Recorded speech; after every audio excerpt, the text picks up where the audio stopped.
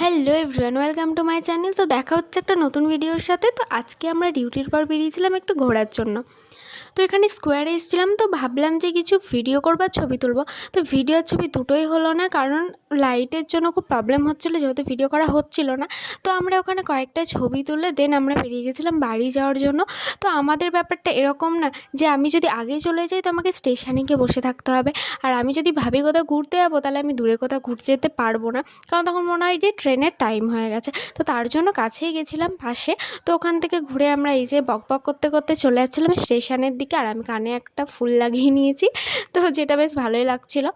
ট্রেনটা লেট ছিল তাই ভাবলাম যে হেঁটে হেঁটেই চলে যাই, আর আমরা বকবক করতে করতে আমরা স্টেশনে পৌঁছেই গেছি। আর এই স্টেশনে এলে আমি আইসক্রিমটা খাবোই। এই যে কাকুটা রোজ থাকে আর আমি রোজ একটা করে আইসক্রিম খাই, যেটা আমার জন্য ভালো না, জানি ঠান্ডা লেগে যাবে তাও।